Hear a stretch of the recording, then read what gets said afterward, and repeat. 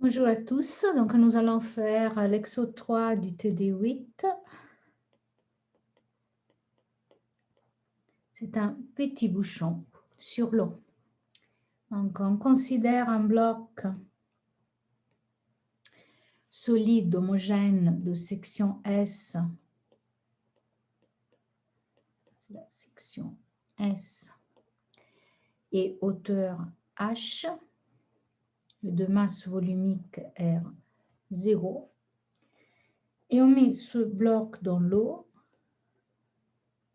C'est un conteneur d'eau, on le voit de tranche, et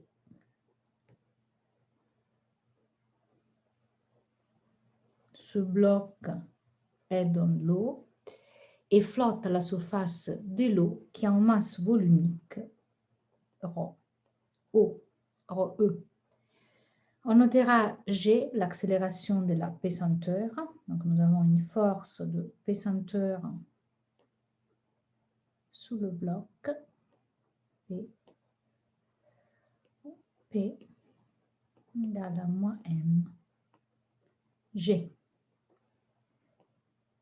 les variables du problème, S, H, ρ0, ρe. Question 1. En faisant une simple hypothèse, quelles seront les forces agissant sous notre bouchon? Alors, quelle est cette simple hypothèse? C'est toujours l'hypothèse qu'on néglige les frottements fluides et aussi la même hypothèse qu'on avait fait dans un TD précédent. On restreint le mouvement du bouchon en mouvement vertical. Si on fait ça, on a un axe seulement, c'est un problème en dimension, l'axe Y.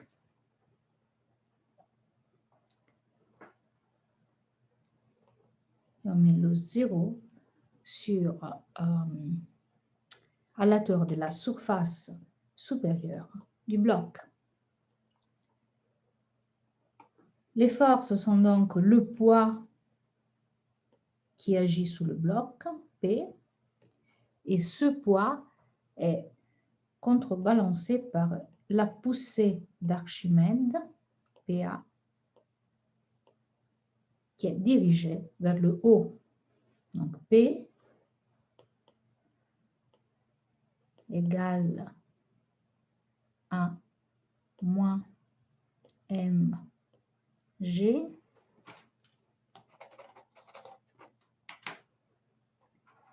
et PA est égal à ρ E V I G, où VI est le volume du bloc immergé ou de fluide d'eau déplacé.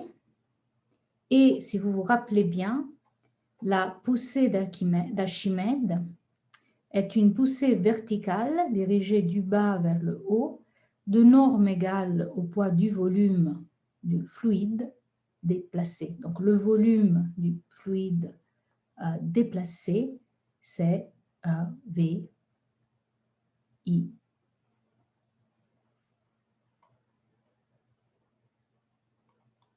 C'est ρe, c'est moins la masse de l'eau GI, et donc ρe VI G.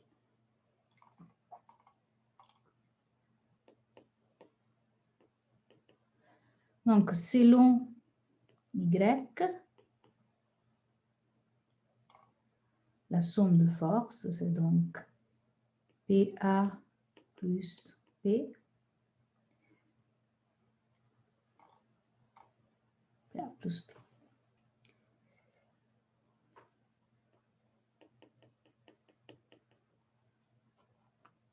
Question numéro 2.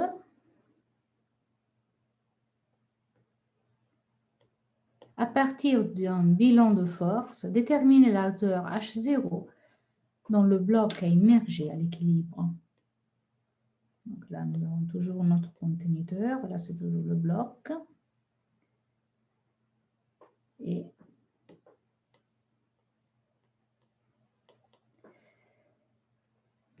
déterminer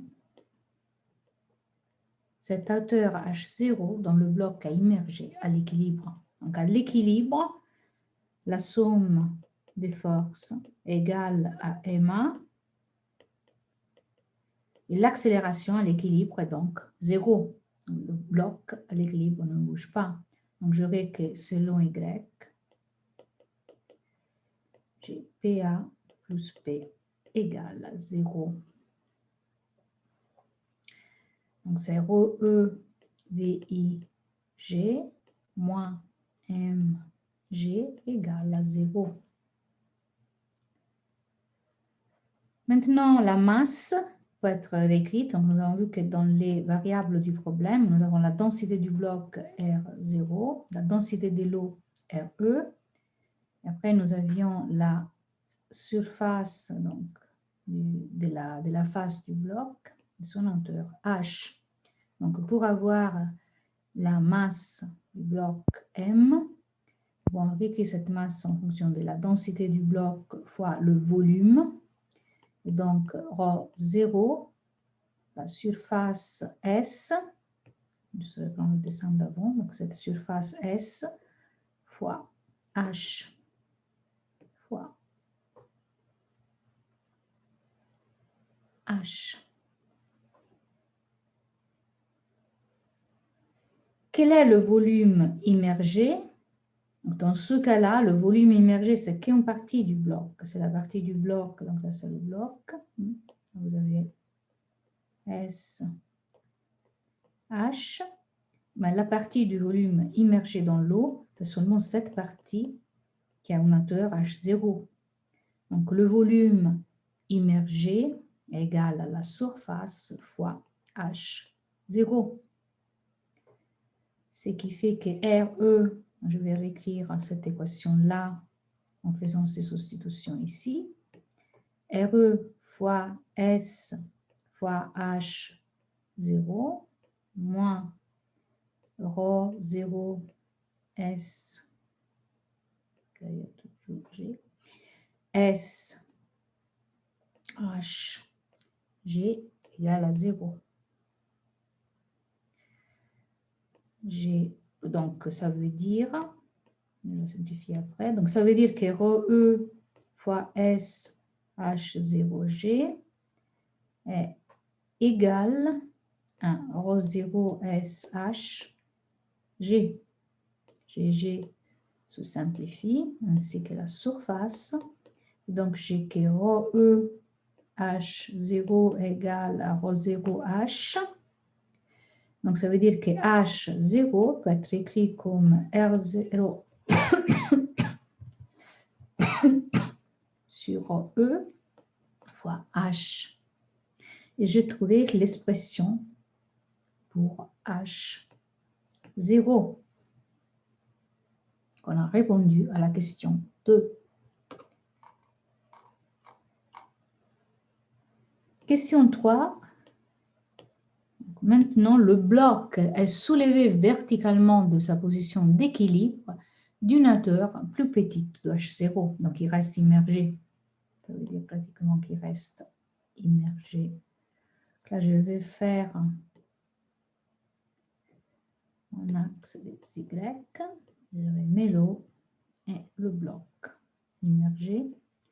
Donc là, il est immergé à H0. On le déplace une certaine quantité à 0 et à un temps t égale 0, il est lâché son vitesse initiale. Donc à t égale 0, v de t0 égale 0. Donc, en écrivant le principe fondamental de la dynamique, établir l'équation du mouvement du point M se déplaçant vis-à-vis de la face supérieure du bloc le long de l'axe vertical Y. Quel est ce point M? Donc, vous avez le M comme la partie supérieure du bloc. Et vous pouvez l'exprimer en fonction des différentes variables. Donc, vous avez H0, là vous avez H, là vous avez Y. Donc, qu'est-ce qui se passe avec le temps? Comme le bloc, donc, pardon, H, je fais l'H trop large. H est la hauteur du bloc, donc H, c'est là. Et H est toujours, et aussi, toujours la hauteur du bloc là, H. Donc, je peux exprimer la hauteur du bloc immergé qui va changer avec le temps. Donc, vous voyez que si on le soulève, la hauteur du bloc immergé va être plus petite, là par exemple. Donc, je vais exprimer cette quantité ici que je vais appeler Y immergé. Je vais faire un zoom.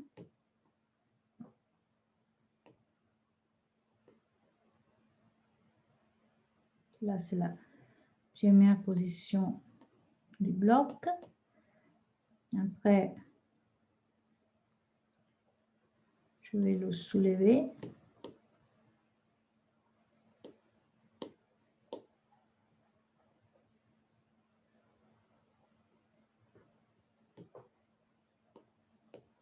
Donc là, c'est la position d'équilibre avec H0 là. Là, c'est la hauteur H. Je le soulève. Donc maintenant, vous avez un nouveau point M et vous avez une nouvelle par YI. C'est la partie du bloc qui est immergée. Vous voyez que je peux réécrire Y immergé comme H, la hauteur du bloc. Donc H. Là, c'est H. Quand je le soulève, là, c'est Y de I de nouveau. Moins. Donc là, j'ai H0, c'est cette partie-là. Donc c'est H, là c'est H moins H0. Donc cette partie-là, c'est H plus H0, qui est une partie de la partie qui n'est pas émergée, plus une autre partie ici, que j'appelle Y. Donc là, c'est la partie qui n'est pas émergée, et là, c'est la partie Y de I qui est immergée.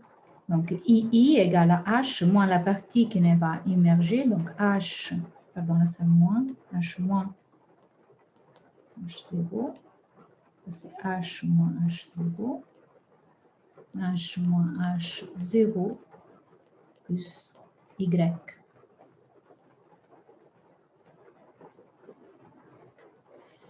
Maintenant, comment on change ce Y de I? Donc, on va déjà le réécrire. Donc, si j'ai H moins H plus H0 moins Y, cette quantité n'est égale qu'à Y de I égale à H0 moins Y.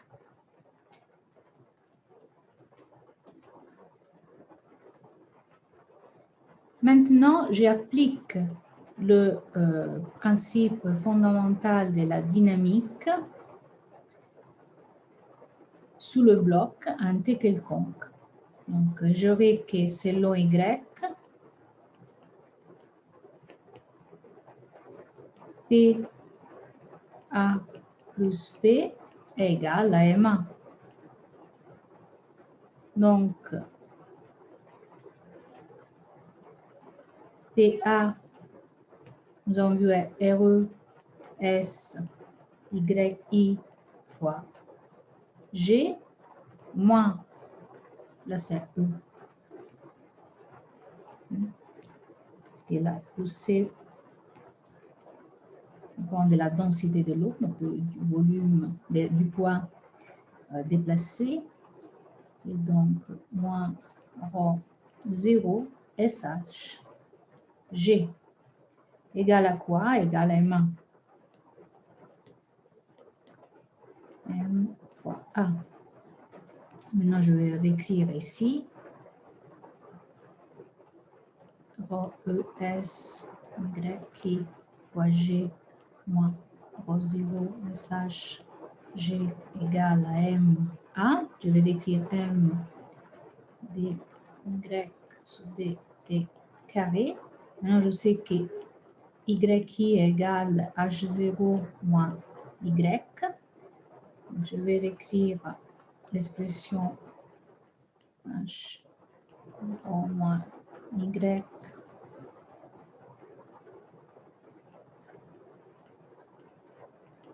égale à M carré sur dt carré. Donc, j'ai Rho E S H 0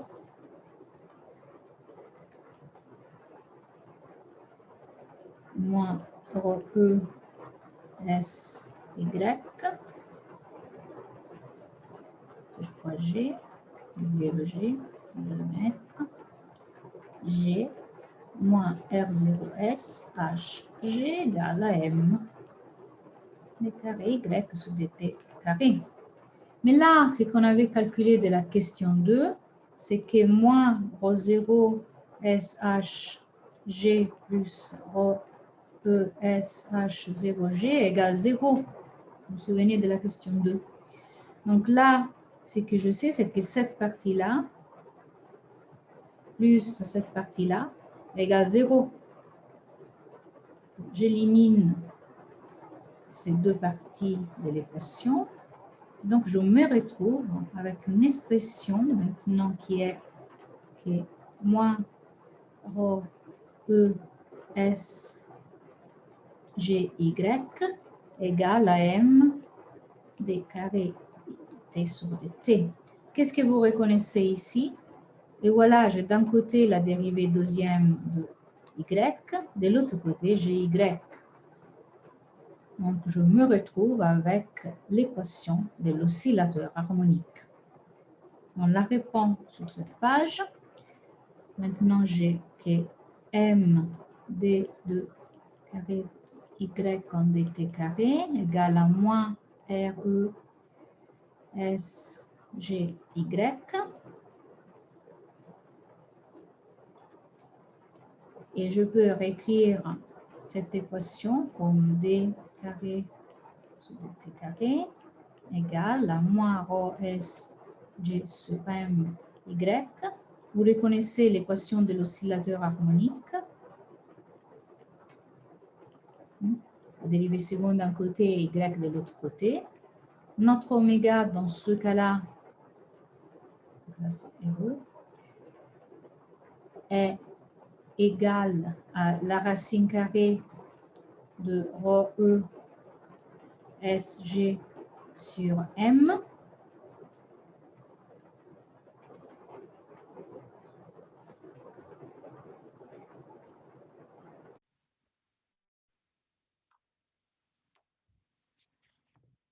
Donc, oméga égale à la racine carrée de Rho E SG sur M. Vous pouvez réécrire M, donc c'est la masse du bloc comme Rho 0 SH, donc RE SG sur RO SH, je peux éliminer le S.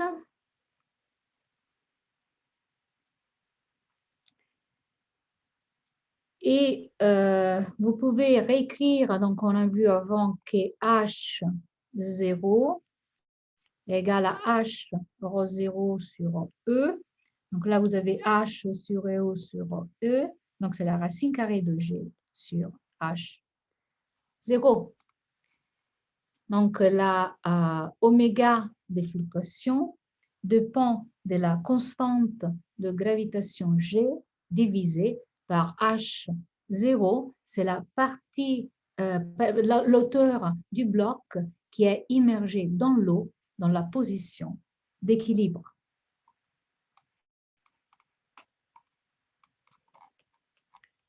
Donc, maintenant, la question 4. Donc, c'est quel type général de système physique l'équation obtenue, à quel type général de système physique l'équation obtenue décrit-elle? Donc, quel type général de système physique l'équation obtenue décrit-elle? Donc, c'est l'équation que nous avons déjà reconnue de l'oscillateur harmonique.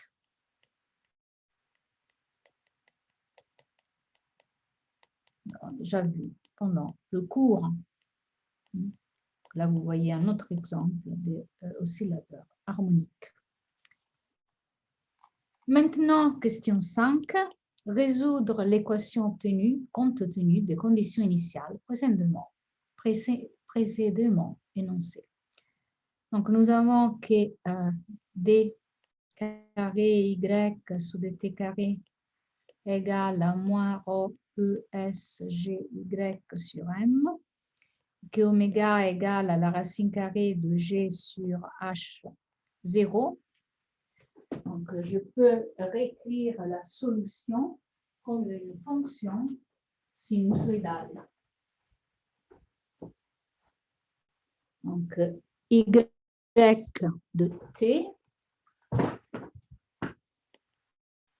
est égal à A cosinus d'oméga t plus phi.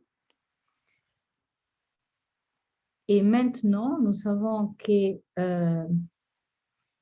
x à t0 est égal à 0, cette petite quantité dont on fait monter le bloc, et que v à t0 est égal à 0. Donc, je réécris la vitesse. Nous l'avons déjà vu dans l'exemple A. C'est moins A oméga sinus d'oméga t plus phi. Donc, si V à T0 égale à 0, moins A oméga sinus de phi, et donc phi égale à 0, voir aussi l'exorant du TD8, le cours. Et Y à T0 égale à A cosinus de phi. Donc, le cosinus de 0 égale à 1. J'ai A égale à 0, donc A égale à 0. Nous avons retrouvé phi et A pour ce mouvement. Donc, Y de t peut être écrit comme A0 cosinus d'oméga t.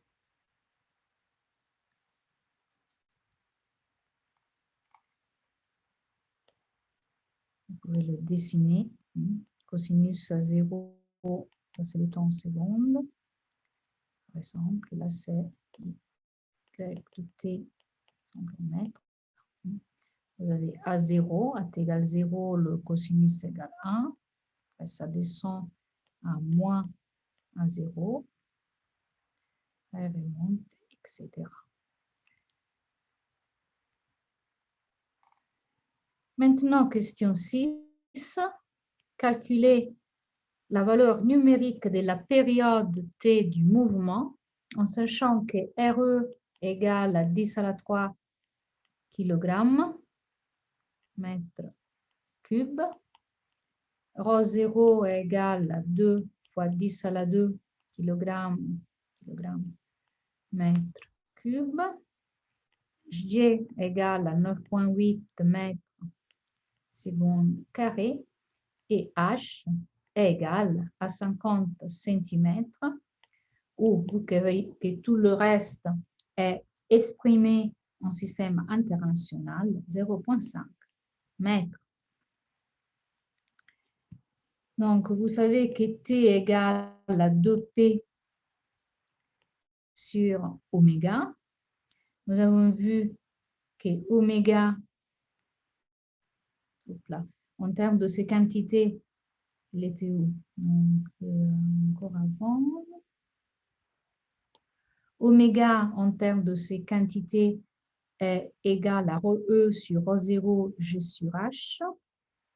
rho E, alors E,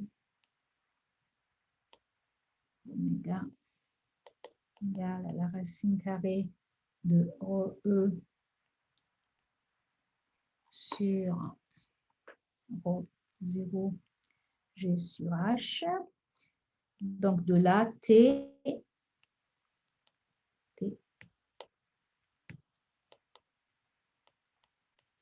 égale 2P fois la racine carrée de rho 0 fois H sur rho E fois G, qui est l'inverse de oméga. Donc, si vous faites le calcul, vous avez 2 fois 10 à la 2 kg mètre cube divisé par le contraire. Vous avez rho 0 qui est 2, 10 à la 2 kg mètre cube, sur rho E qui est 10 à la 3 kg. Qu'est-ce que j'ai écrit là? Kilogramme. Attendez. Kilogramme sur mètre cube. Kilogramme sur mètre cube. Fois H qui est 0,5 mètres. Fois divisé par 9,8 mètres secondes carrés. Tout sous une racine carrée. Donc, T, si vous faites le calcul numérique, est plus ou moins 0,63 secondes. Et nous avons obtenu la valeur numérique du mouvement.